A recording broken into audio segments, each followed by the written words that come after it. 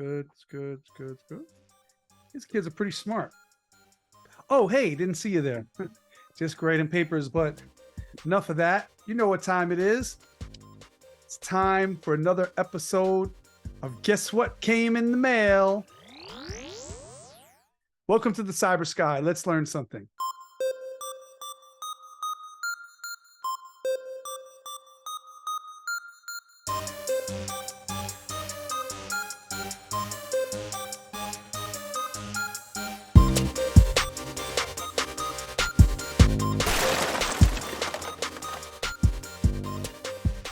I've got some new packages that came in today that I'll be sharing with my students in the classroom pretty soon. First up, we've got one of these. All right, I was waiting for this to come in the mail. This is an official Rubik's Cube Master, or the Rubik's Master is what the 4x4x4, because there's 3 dimensions, cube is called. If you've beaten the 3x3x3 cube, it's time to step up to the next level. Now you're ready for the 4x4x4. And this is official Rubik's. It says ages 8 and up. This is from Spin Master Games. Remember Rubik's Cube, I think it was 2021. Check my complete history of Rubik's Cube parts 1, 2, 3, and 4 for official Rubik's Cube history. I'll soon be adding part 5 to include the purchase of the company from Erno Rubik, the founder, who sold it a couple of years ago to Spin Master, a games company responsible for Etch-a-Sketch and several other things. It says here challenge level red. So you've got dark green, light green, yellow, orange, red, and then brown. I'm not sure about that color coding system, but let's see if you guys can see that. Good. Yeah, and it says original Rubik's product. Well, let's open it up. We got to do it. Got to do it, or else how can we play? We got to unbox. Should I save this little thing? Maybe I'll give it to kids, make some art with it. I don't know. Get rid of that. All right. So here it is now. A lot of people complain about the Rubik's brand cubes because they are very sticky and crunchy. Yeah, when you turn, a lot of times it gets stuck and it's like, it clicks and it's not really good. But this is actually a speed cube mechanism on the inside. So it's actually turning quite smoothly. I can just kind of flip it. All right, it's not that bad. Okay, let's test it out a little. Let's do one of these.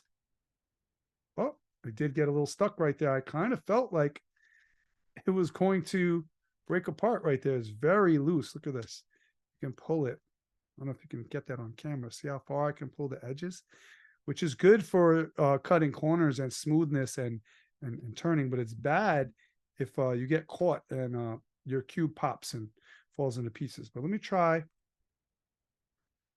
that move again.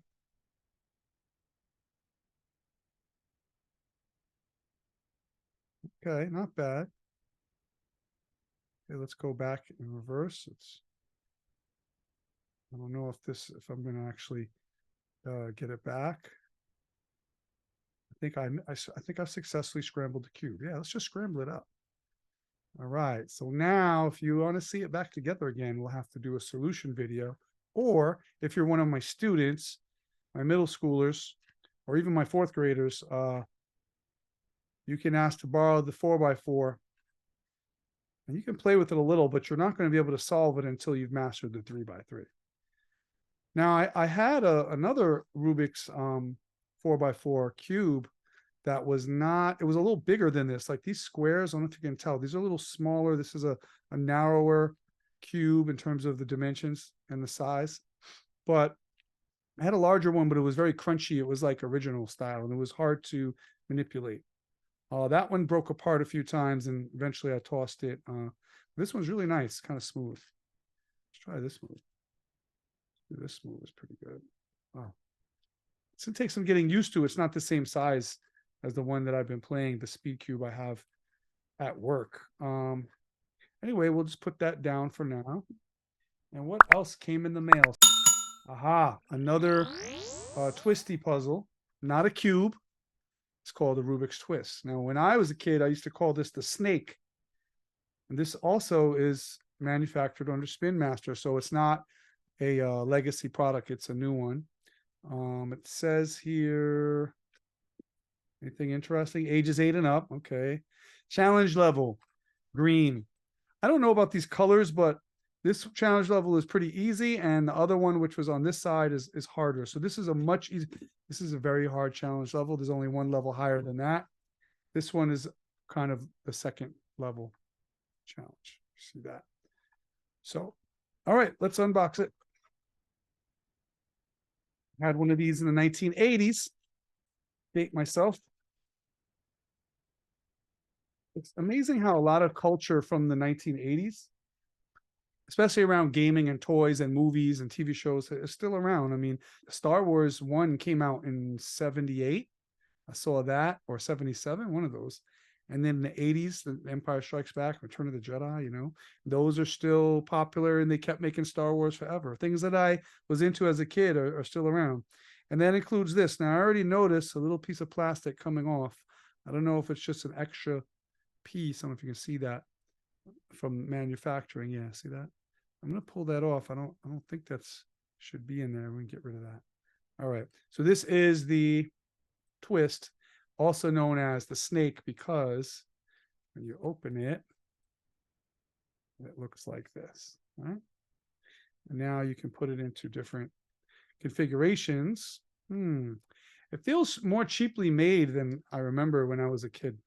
And even recently, some students brought one of these in, or a similar toy, maybe not Rubik's brand. This is not a sponsored video, so I am not going to glorify Rubik's brand and hold it up on a pedestal, even though I do hold Erno Rubik on a pedestal because he's the inventor. But in terms of the company and their manufacturing, and now that Spin Master has bought it, yeah, I don't know. It's okay. So here we are, straightened out, all the colors, right? And they got gray. It's an interesting scheme. It's got the gray on this side. So when you're doing things later, that's gonna affect it. So now we can, first challenge is just to get it back to the ball that you saw before. And it might sound easy, but it's not as easy as you think. Then you can make the cobra, you know, you can make that the head and that the tail, something like that. Let's something like that, right? You got a snake, and then you can make other things. But I'm going to try to make the ball right now and see if I can. My skills from middle school are still valid. I've got half of it. One thing is, it's not a puzzle that's difficult to solve. It's just very satisfying, the feeling of manipulating the twisty puzzle and bending it. But it does feel different. I'm telling you, this is if you're in my school, you play with this, you'll see what I mean. It feels I don't know, the plastic feels thin, and so when it makes a clicking sound and the hinge mechanism seems very fragile and weak, it doesn't feel that solid, and it feels like you might break it easily. Almost finished the whole thing, see? And now what's left is this last little piece. You got to get it in there. So I'm going to just move apart a little. Turn this. Turn this way. And now, when I turn it, it should go in there. Wrong. There we go. Is that it? Nope, that's not correct. Look at that. That is incorrect. Take it out. Maybe it's the other way. Yep. Now it'll go in. And there we go. We've got a ball. I'm going to encourage my students not to throw this around that much in class because you'll drop it. And I feel like these little pieces will crack and pop off very easily. It does not seem that sturdy, but it's still fun to play with. I enjoyed that. All right, so we've got the 4x4 and we've got Rubik's Twist. This is the Rubik's Master. There's the logo, and this is the Rubik's Twist. Do they have a logo on this? Don't really see a logo. It's interesting, the color scheme. Remember the edges were black and gray, and the black seems to go on here when you make this the ball, right? And then the gray is inside the nooks and crannies with the solid colors on the outside like that. Guess what came in the mail? Let's go for another dig into the bag. All of these came in one package. Shout out to Donors Choose. If you're a teacher, Donors Choose is a website that lets you put up a project that you would like to fund that maybe your school doesn't have budget money for, like these. We've got to buy books and computers and pay for trips and everything. So my principal is not going to like, here's, $500, here's $1,000, buy some toys, but these are educational tools in the classroom. I use this to teach STEM. I use it to teach math. I use it to teach dimensional theory. Yeah, they're not going to necessarily fund this. It's something extra that I want that'll bring learning to life and create more hands-on opportunities. So you make a project on Donors Choose and you say, these are some things I'd like to buy. And then you ask people in your social media, friends and family, parents of students, people who just want to donate to schools and, give them some extra things. You can ask for musical instruments, technology, computers, stuff like that. And then you share your project. And there's a lot of people who just go on Donors Choose because they want to donate and help teachers. So they browse through and they say, oh, art materials. Oh, these books for the classroom, Rubik's Cubes, science equipment, whatever it is. And if it gets funded, they will buy it and ship it to you. And guess what came in the mail? Some stuff from my latest Donors Choose. I am a Donors Choose ambassador. So if you'd like to build more about that, if you're an educator, you do have to be a teacher. Anyone can't just do that. This is for schools and education. This is for the kids. This is educational. So this came in the mail. All right. Okay. This is a 5x5, but it's not made by Rubik. It's a WCA Mi Long 5x5. Popping it open. There it is. Came with a little instruction booklet. Okay. This has several different methods for solving. You can see that. Okay. And the method that I use is more like this method here. I don't know if these are other steps in the same method because it is written in a foreign language. It is either Chinese, Japanese, or Korean. I am not sure because those are very similar. So at first I thought that's Chinese, but then I'm saying that doesn't look Chinese. Maybe it's in all three languages because if someone reads Korean, Chinese, and Japanese, you can let me know if that is all three or if this is all one language. But they don't have English on here. That's okay. I already know how to solve it. So let's unbox the cube. A little bit more about the box. They're showing you which one it is on the outside. We have ordered this one. So yeah, and they've got their logo in the middle. Let's give this one a spin. I'll do this move until it gets back to the solved state. And what I think about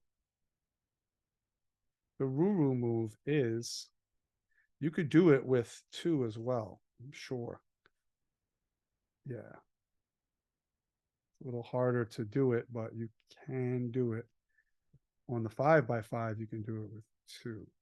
Let me just keep doing this a couple more times. And we should be back. Unless I've made a mistake, in which case we will be here forever. But it looks like I have not made a mistake. We are back. And we're back. Let's do a little spin. Hey. So this came in the mail. Cool. So we've got more twisty puzzles because there's about 4 or 5 on my desk right now. And yes, I have a class set of 3x3s, but 3x3s get boring after a while. People want a 2x2, a 5x5, a 4x4, or an X cube, which I have, or sometimes just want to play with the snake, aka the Rubik's twist. And it's not really all about solving that one. It's about just making cool shapes and enjoying it. So we've got the 5x5. I'm going to hold this up. Maybe this might be the photo I use on the thumbnail. So let's make a pose for the thumbnail. Guess what came in the mail?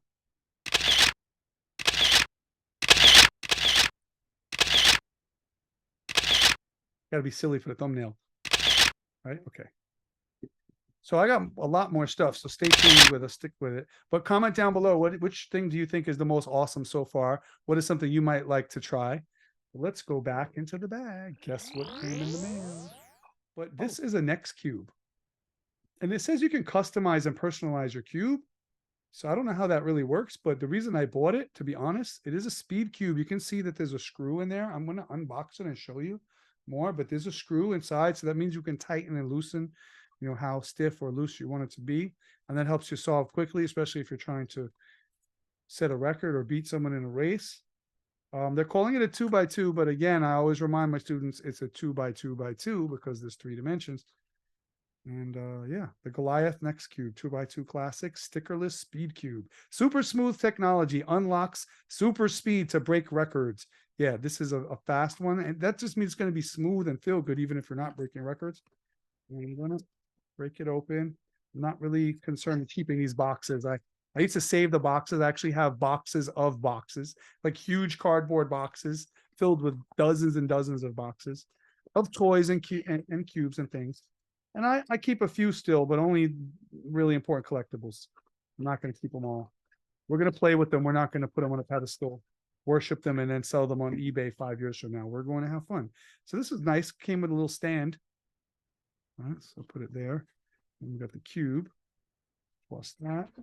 Get lost. Get out of here. So no throwing things in class. All right. Got the logo. I'll just put it on the stand like that. Okay. All right, there we go. Now let's put it down and let's play. So I'll do the rule moves, put it there, it's smooth. All right. All right. This is a trick. Beginner cubers love this trick because it feels like, you know, it looks like to the untrained eye, you just solved the Rubik's Cube in like 2 seconds. But actually it's a move that you use in a lot of algorithms for solving cubes. And so by getting smooth with it, and I'm really good on my right side, but I'm not that smooth on my left hand side. So let me finish that. So let me practice once on the left side. And you want to get ambidextrous with this because this small move, little pattern, which is 1, 2, 3, 4. I'll do it again. 1, 2, 3, 4 is useful in longer combinations of algorithms. 1, 2, 3, 4. And so there'll be like 12 moves, but in there will be this 4 move pattern 1 or 2 times. So if you get really good at that and you're doing the longer algorithm, and then when you see that it's a RUR'U, you're just like, wow, just do it really fast. Or a L'U'Lu. Could be a RUR'U or a L'U'Lu, depending if you're on your right or your left, right? This is RUR'U, right, up, right inverted, up inverted. RUR'U, RUR'U, RUR'U, RUR'U. RUR'U sounds like Scooby-Doo. RUR'U. And this is L'U'Lu. Left, inverted, up inverted, left, up. And we'll do L'U'Lu a few more times. I think it's 6. And we're back. It's either 6 or 8. Let's just check that for the record. It's 1, 2, 3, 4, 5, 6. It's 6 times. Okay. So once again, there's the logo. I'm not sure if this is the right way or this is the right way. That looks like a lightning bolt. Or this is the right way or this is the right way. It's probably this one. All right. One more time for the posing for the thumbnail. All right. Guess what came in the mail?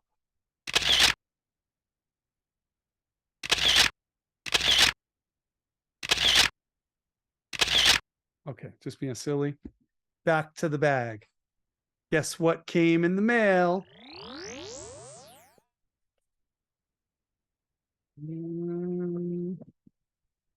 This one, a Z cube. I have one of these, but now I have another one. This is known as a 3x3. Remember I said that this is a 2x2x2 because it's 2x2x2 this way. And this is a 4x4x4. This is not a 3x3x3 because when you turn it, it's only 1. It's a 3x3x1. Let's look at all the colors. And some people say that's a really easy cube to solve, but it's really not. I showed a student the other day I said, let's do a checkerboard. I said, no. There's something that you don't understand about this cube.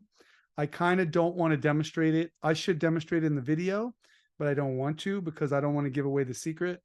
I like when students solve it as much as they can. I'm going to go off screen for a second. And they get to this stage. I'm going to mix it up to a certain level. Hold on. Okay, so they're unscrambling and they get to a part. And they get to this and this. And they flip that. And now there's only, all the edges are good.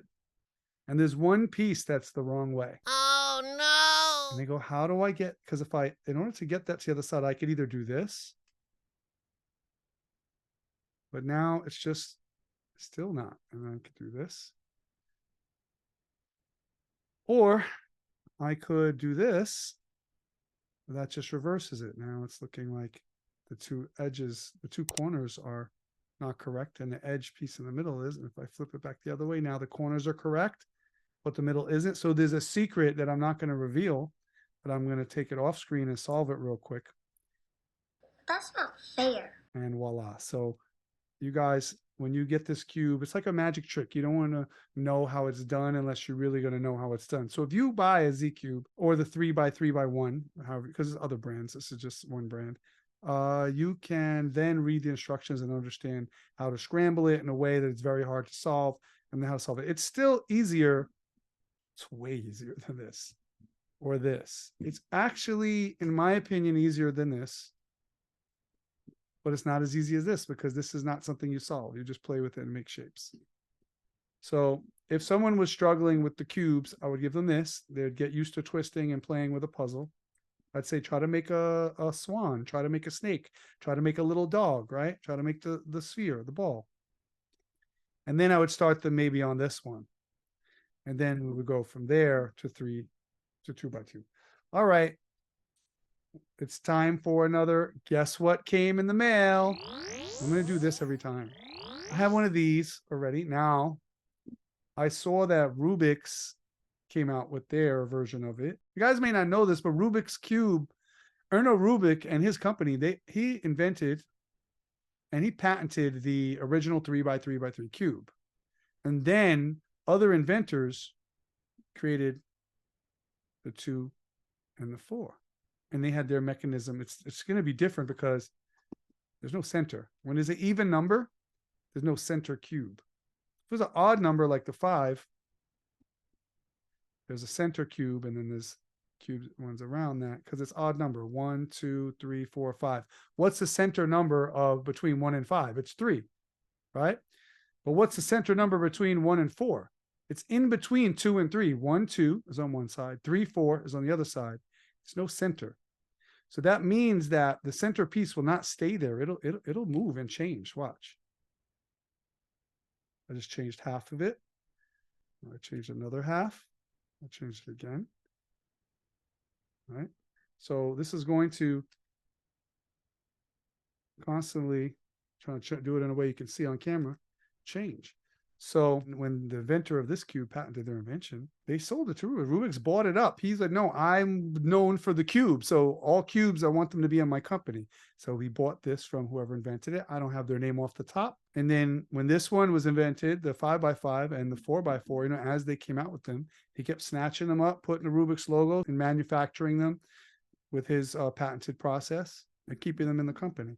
So now we have the Rubiks Edge, which is what they're calling this 3x3x1 made by Rubiks. It says it's a challenging puzzle that fits in your pocket. I guess so. Let's see. Yep, fits in your pocket. Ta-da. And they have the mini. The Rubiks brand of this is not Rubiks, but the Rubiks one, they're calling it the Rubiks Mini. The 4x4 is the Master. The 5x5 Rubiks brand is called the Professor, but this is not Rubiks brand, right? And they're calling this the Edge, the Rubik's Edge, because it's kind of like the edge of a cube, right? Like you're doing a cube and then just pull the edge off. And there you go. It says challenge level green, but it's closer to the 1 than the 2, the arrow. So this is easier than this. Of course, that's what I said. But, all right, let's open it up. Unbox.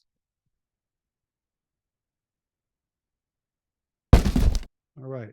Now I can really compare this other brand with Rubik's. It's interesting how both of them curve the inside of the stickers. So the center piece has the curve to show the Rubik's logo. And then the edge pieces have a little curve facing it, making this little circular shape in the center. I think you can see it better with the yellow side. See that? This one has it too. It's like a little circle in the center. Do you see that little circle right there? Yeah, it's interesting. But let's see if it spins as good. Does feel a little different, but it is pretty smooth. Let's see. Can you turn this? You cannot turn the edges, but you can turn the centers. Okay. Yeah, okay. Make the letter H. That. What else can you do? You can. There's some other things I thought I could do here, but I'm not positive. Oh, there we go. So this is something that's really cool. This is part of the secret I was telling you before, but it's not the only secret to the edge. The edge is interesting because watch this.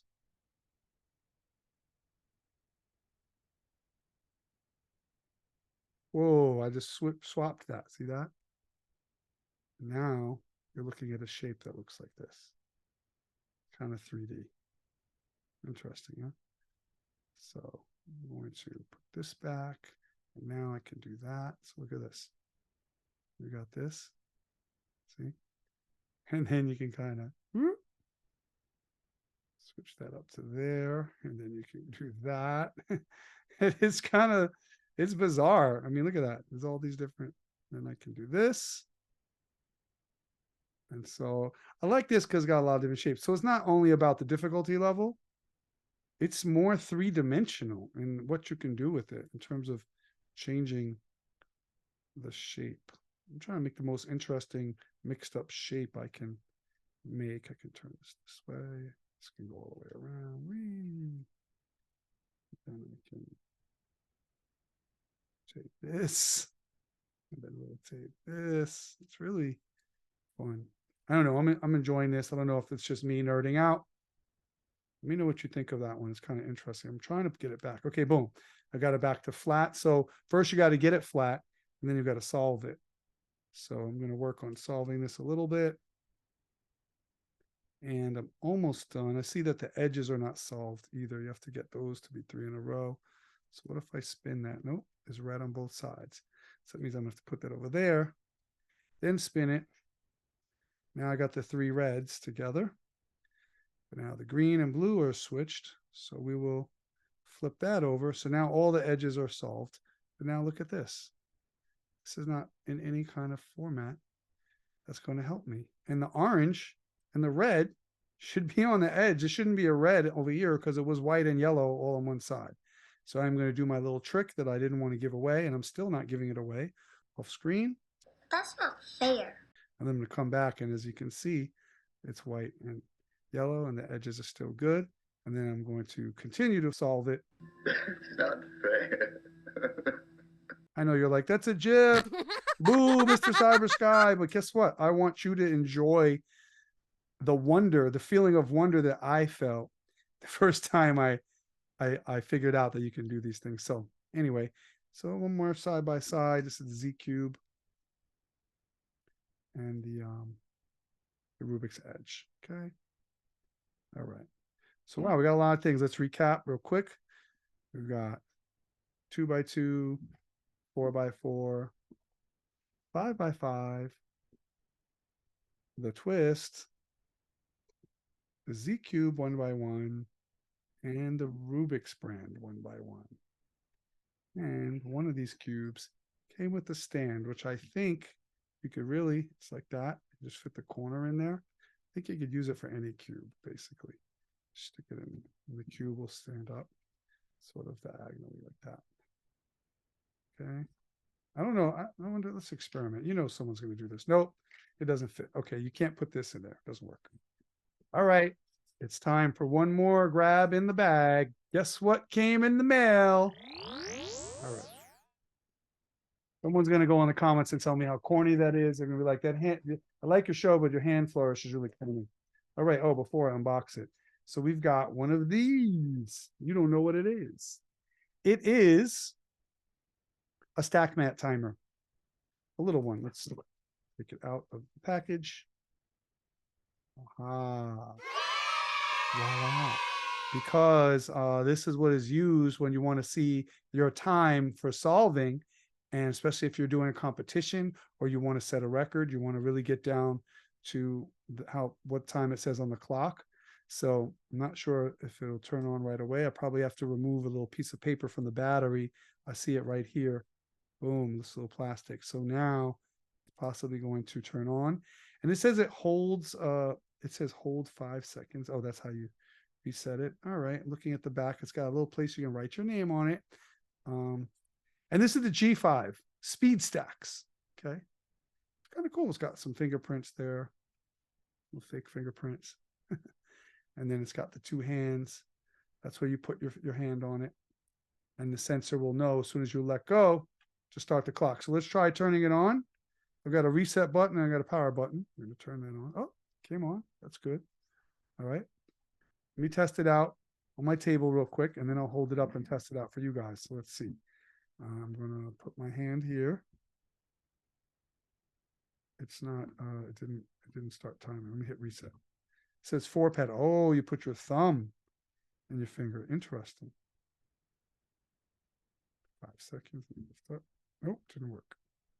You know what? I'm going to have to read the instructions. I thought it would be plug and play, but it does come with instructions. To start and stop, place hands and thumbs on the 4 touchpads. So these weren't just decoration. You got to put a finger here and a thumb there. So try to demonstrate maybe sideways. So I'm going to go thumb, thumb, finger, finger, all right? And then what I got to read what it says to do. Oh, I let go and it's going. And now, how do you stop it? I do not know. We'll find out in a second. Okay, so the timer's running. And it says to stop. Hold position for 1 second till the light turns green. It did. Now the light is blinking. And then remove hands to start timer. Replace hands and thumbs back on the 4 touchpads to stop the timer. That seems, I gotta get a different kind. I'm gonna get the one with the mat. And when you're finished solving, you just drop the cube and it just goes bang. And when it touches the mat, it stops the clock. But for this one, let me try it. It's okay. Like when I first touched it, I was like this and it didn't stop because I was more to the edge and I rolled my finger a little bit like that. And once it was totally pressing and I had both hands on it like this, then the timer stopped and we could read the time. So I'm going to hit reset. And I'm going to try it one more time. And I may film from above and like show this and edit it into the thing, but let me just try it again. I got my index fingers and my thumbs like this. Okay. It turned green. I'm going to work on a cube. And back. I'm going to drop it. I'm going to put my fingers back. Doesn't stop that instantly. I'm not satisfied with this product. It's called a G5 speed stacks. You guys let me know if it says speed stacks that way too. That's kind of cool. It's fun. I liked playing with it, but when I hit my fingers on here, it didn't stop right away. It stopped like 20 hundredths of a second after I touched it. So it was like touch stop. It wasn't like touch stop. It wasn't perfect, But anyway, let's look at the instructions a little before we go back into the mailbag. So we've got more instructions and it's to start and stop. Okay. To reset, hold the reset button. That's obvious. A quick tap will not reset the timer. Hold it for a half a second. You drew some pictures, press the reset, half a second, resets the timer. And this is to change modes. Hold for 5 seconds. Oh, that's good. You can change it to 2 pad. Okay, so I think I'm understanding here because they've got a logo. They've got a picture of a cube, a different kind of cube that someone's solving. And then they've got a cup. And for those who understand the history of the Stackmat timers and the Rubik's Cube history, and I think it's in my complete history of Rubik's Cube part 2, which goes into speed cubing on the Cybersky videos channel. just look for the playlist that says Rubik's Cube, and you've got the complete history of Rubik's Cube. They had speed stacking contest where you take red cups or any color, I guess, but they usually use red, and you stack them up into these tall pyramids of cups, right?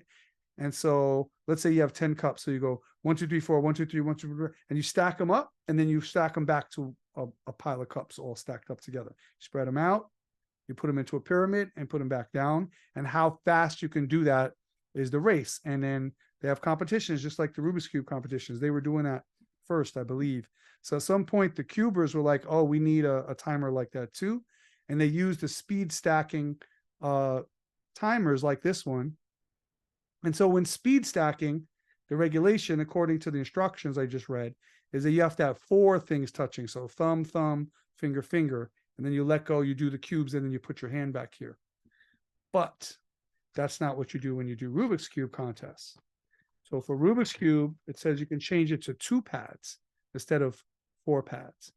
So I can hold down the reset button for 5 seconds and it'll switch to 2. Let's try it. Okay, I'm going to hold it. 1, 2, 3, 4, 5. I don't know. It says 2 pad now on the screen. Oh, yeah.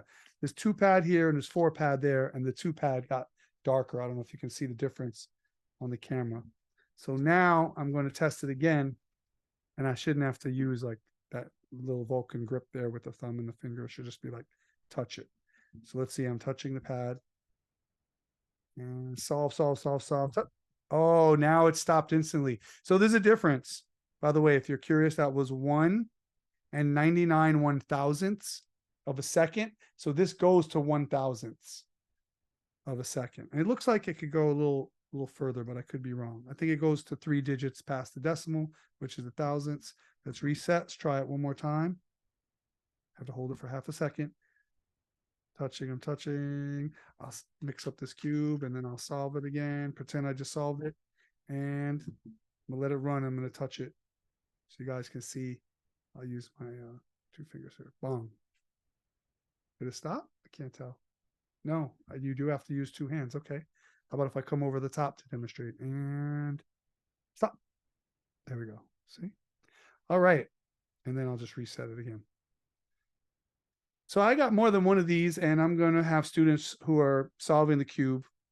There's hundreds of students in my school, but there's usually like 4 or 5 that can solve the cube without instructions memorized. And, 2 or 3 of them maybe use the beginner's method, and then a couple of them are speed cubers, and they've learned CFOP or some other method for solving, really fast.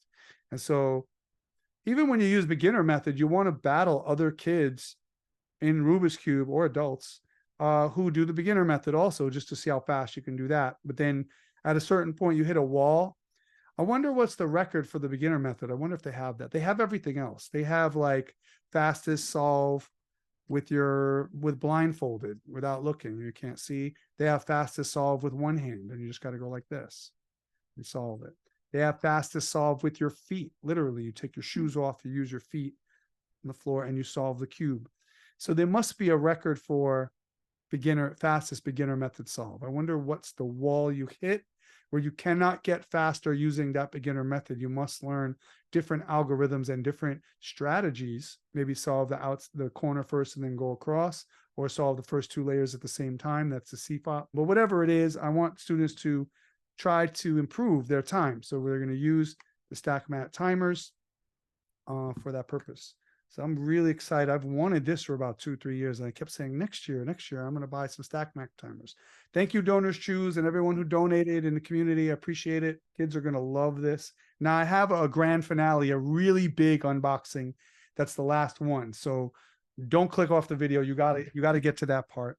And this is not a cube. This is a different kind of device. This is something that we use for coding. I don't know if you can see it, but have it upside down. No, it's good. This is a robot mouse. This is called Code and Go Robot Mouse. Now, I use code.org, and you can start code.org in kindergarten, whatever, right? But this is for 4 years old. So you can start really young with this Coda mouse, but you can go up. It's going to be fun for 4th graders. It's going to be fun for 6th graders. I'm pretty sure 7th and 8th graders are going to want to play with these as well. I bought 2 of the mice, and the mice have arrow buttons and some other programming buttons. And instead of coding on the computer and making a character like the Flappy Bird go through the maze and get to the pig, or Scrat go through the ice age on top of icicles until it gets to the acorn, and other games like Star Wars, Minecraft, instead of doing that on the computer, this brings it to the 3D world where you actually program this mouse with the buttons that are on top of it, and then you send it through a maze. So there's a lightning bolt button, card, sorry, there's these green cards, and you can create your program with the card, putting the cards in order, and you also can make mazes and tracks and things for the mouse to crawl over and walk through. So I don't have the kit with me today, but on the back you can see a picture of the other Code and Go robot mouse kit right here. And what that is it's the plastic tracks, you know, so it's kind of cool. You can make a little maze, it can go through things. So it kind of reminds me of Hot Wheels cars, like you put the tracks together and you run, sometimes you do a loop, but it's not going to go fast. It's just going to go through and turn the way you've programmed it. And it has lights and sounds too. So you can say, if you touch something, light up, or make this sound when you turn, or whatever. So this one, we're going to open it. Anything else important on the box before we do that? No, looks good. It says programmable. Yep, we know that. And it's from Learning Resources. Give them a shout out. Not a sponsored video, but develops critical thinking, coding skills, and problem solving. And that's everything that learning coding of any robot, or even coding on a program on a computer builds and develops. Let's open this up. Okay, so here are some of our programming cards, right? You got arrows in different directions. You've got the lightning bolt card. Okay, and let's get to the mouse. They want to see the mouse. Come on. All right, here is our instruction booklet. We'll look at that later. And here's the mouse. And let's put that here for now. Okay. Now I want to see, does it take batteries? We're going to see. Okay. This is not the grand finale. There's one more. This is the second to last. This is pretty cool though. They're getting, the things that came in the mail this week are getting cooler. All right. So it's a nice size. It's hard plastic. Got a little tail on the back. Oh, it's got the wheels. I guess it's going to make a sound as it drives. Let me see. Yep, when you roll it. All right.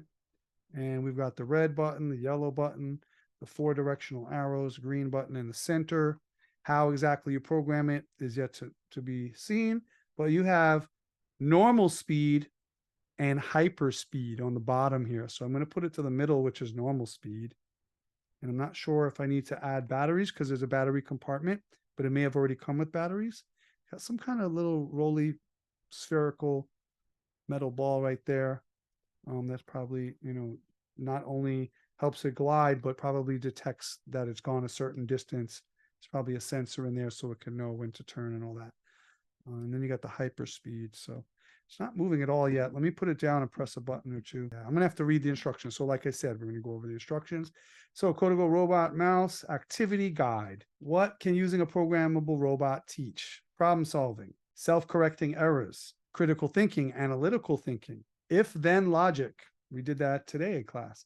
Working collaboratively with others. We do that. Discussion and communication skills. Well, anything you teach, you can discuss. That's the kind of, I mean, they're just adding one right there. Okay. Calculating distance. That's true. And spatial concepts. So what comes in here is 30 coding cards. Is there 30 of there? Wow, pretty thin. Okay. And 1 robot mouse. Introducing Code and Go, set up a maze. So that's what we're going to do. Now we can snap pieces together, these little plastic pieces that come in the kit that I bought, but we also can use cardboard and paper and markers and create our own things, and, you know, little paper towel dowels and stuff like that, and create our own obstacle course. But basic operation, power and speed, slide to turn power on, ready to program, choose between normal and hyper. Guess which one the students are going to choose? I think you know the answer. Put it in the comment. What are you, when you get one of these, what mode are you going to put it on? Normal? I think not. Normal is best for regular use on the maze board. I don't think we'll be using regular use that much, but we will a little bit. So I guess when you use the kit, you got to use normal or it's going to fly off the kit or not work. But then it says hyper is best to play on the ground or other surfaces for best accuracy. So you don't have to put it in the maze. You can put it on the ground or on the tabletop. And we have some wooden barriers that prevent it from flying off the table. For each forward step, Jack moves forward a set amount, 5 inches or 12.5 centimeters. So if you program it, I guess 1 arrow, it's going to go 5 inches and then 5 inches and then might turn. Now it probably rotates 90 degrees. Let's see. For each reverse step, it can go backwards. It goes 5 inches. For each rotate right step, Jack will rotate to the right 90 degrees. I hope that rotated to the right because this is kind of like a mirror image. When you record, you see things the other way. So which way is right? Which way is left? I'm going to find out after I finish shooting this video. This is a big booklet. It's like 10 pages here. So, okay. So this button here, the yellow one, this is to clear whatever programming, clear it out. We're going to do a new program. Then you've got your action button, the red one. Then you've got rotate right, left, and everything. Then the middle button, the center, which is green, is the go button. So I guess when you finish programming, you hit go, and it's going to go. And then you got your power speeds on the bottom. So let's try it. All right, so I'm going to try to program it. So I'm pressing the yellow button to clear it. And then I'm going to go forward, forward, right, forward, left. And then I'm going to click action. And then I'm going to hit the green button. And ladies and gentlemen, nothing has happened. I think I may need to open this and insert batteries. It may not have come with batteries. So, well, let's just pretend that I've inserted batteries. And here is a demonstration of the Code and Go robot mouse, which I will be filming later. And it will go right here.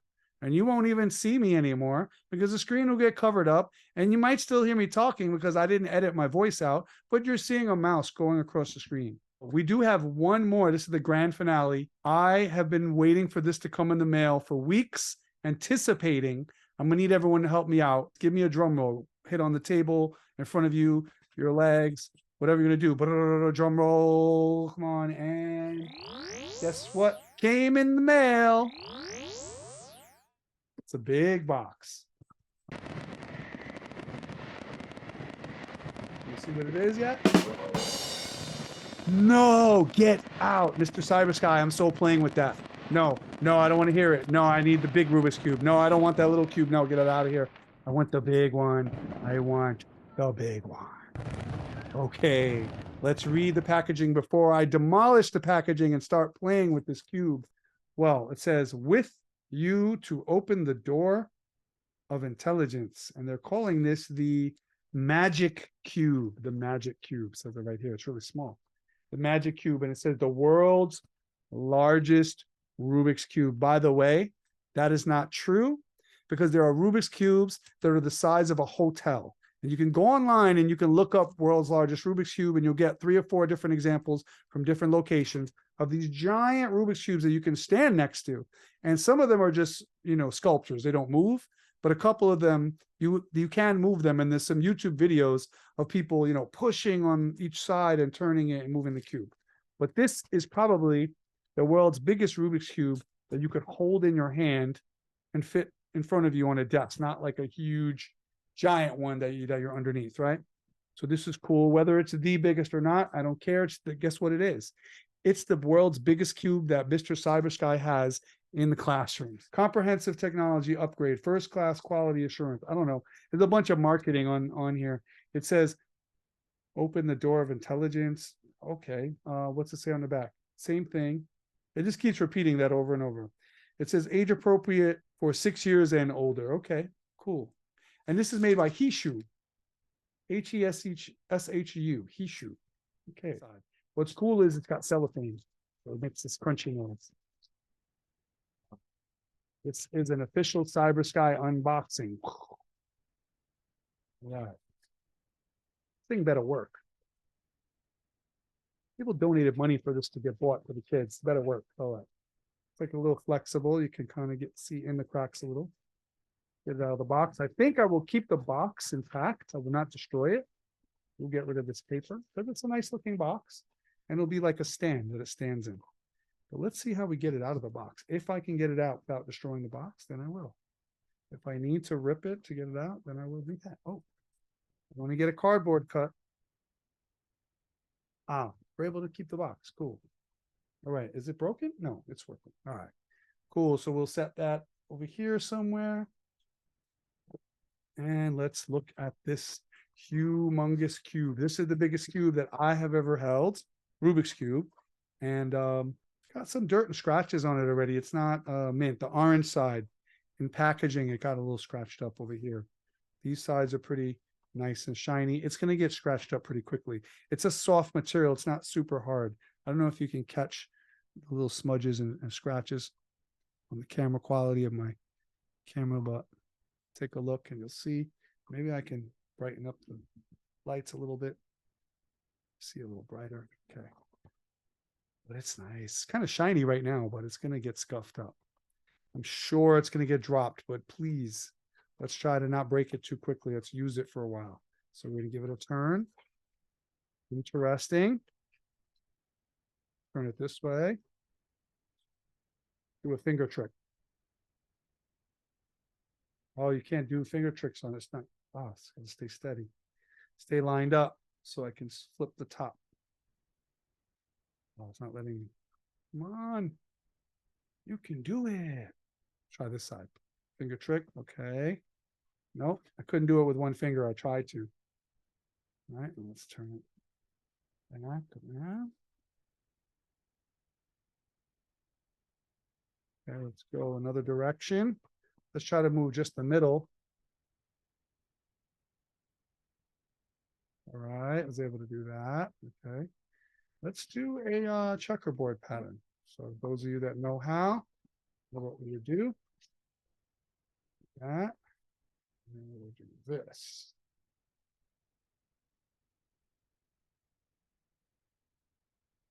More. Boom. Now we've got the checkerboard. That looks very nice. I think I might leave it like that in the classroom. Decorative. Hey, if you like what you're watching so far, please smash that like button, leave a comment under the video, and subscribe to Cybersky videos. And if you ring the bell, you'll be notified every time we release a new video. And this is Cybersky videos. Welcome to the Cybersky. Let's learn something. This is guess what came in the mail. Every time I get new products to review or new games or toys or educational products for the classroom, I review them here, unbox them. Gotta go a little faster to see how smooth it is. Get it correct first. Okay, one more. It's not easy to cut corners. It's not a speed cube. Definitely not a speed cube. Okay, let's see. It's interesting. I might have solved it wrong, but let's try.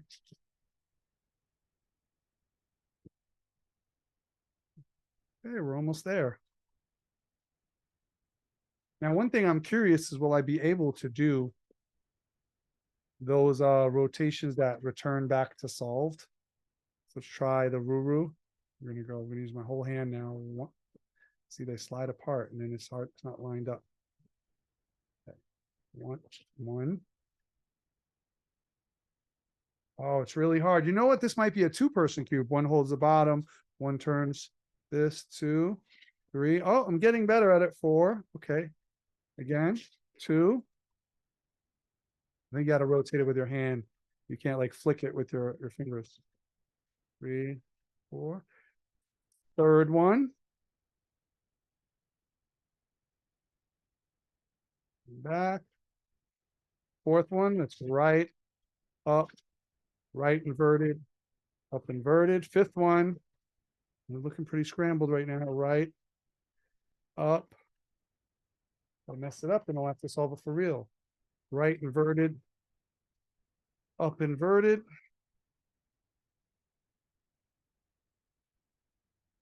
This one should do it. This is the 6th one. Right, up, right inverted, Yeah, the internal mechanism is a little honky or wonky or glitchy or whatever you want to call it. It's not that, let's just say it's lame on the inside, but it's really cool as a giant cube. So yeah. So one day I will solve this on camera when I get good at it. By the way, just doing that little bit, this is exercise. Like my forearm muscles, like in here, my tendons and everything, they're like sore, like I just worked out in the gym or I did some martial arts or something. I gotta like stretch now because it takes a lot of rotating and oh man, and it's not light, it's pretty heavy. So this is a workout as well as a mental challenge, and it's just fun.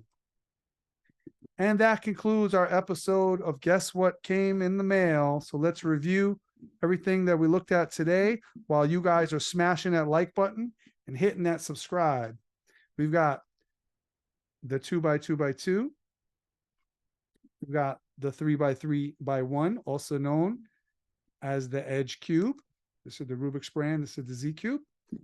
We've got what I used to call the snake, but they're calling it the Rubik's Twist. And then we've got the 4x4x4. We've got the 5x5x5. We've got a Stackmat Timer, Speed Stacks G5, that can be changed for 4 touch points. 1, 2, 3, 4, or 2. This is for cup stacking, which we have cups in my room too. I've never done cup stacking with the kids. I'm going to unbox and remove this plastic. So now it's completely unwrapped. And then we had the Coda mouse. Okay, the Code and Go programmable mouse, Code and Go. All right.